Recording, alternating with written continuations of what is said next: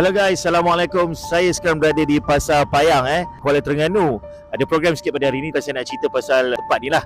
Saya nak kongsi sikit react pasal berita yang berlaku pada semalam yang mana seorang artis kita yang berlakon cerita Gerak Khas 2 telah pun ditahan di kelab malam dan disahkan positif ke jenis dadah kan. Berita ni lah benda artis ni kan, perkara yang ada orang kata normal kan, ada orang kata tak normal.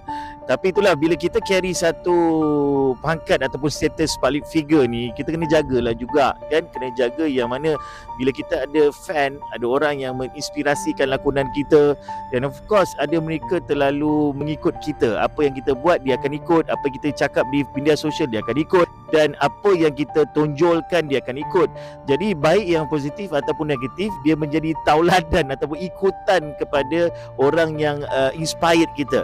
Jadi as a public figure, saya nak nasihatkan artis ke, influencer ke, tiktokers ke, yang mana dikenali oleh orang awam, anda perlu hargai fanbase anda dan anda kena faham bahawa tindakan anda itu memberi impact besar kepada orang lain. Sekiranya anda melakukan sesuatu yang tidak baik dan ini memberi signal kepada orang luar, mereka public figure, mereka artis pun boleh buat benda tak baik, jadi aku pun nak buat juga.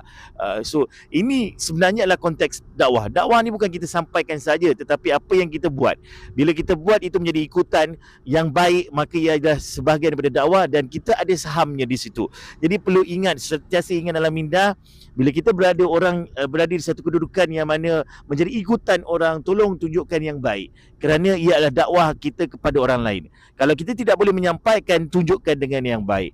Dan kena ingatlah, jangan terlibat langsung lah. Baik orang public figure ataupun orang awam macam kita, tolong jauhi dadah. Sebab tiada baik dan tiada guna je. Terutama pada remaja-remaja yang sekarang terlalu aktif dengan penggunaan piu-piu tu, mushroom dan sebagainya. Elakkan, jauhkan dan jangan bercampur gaul dengan circle yang terlibat dengan perkara itu. Sebab ia akan memusnahkan anda. Belia jauhi dadah.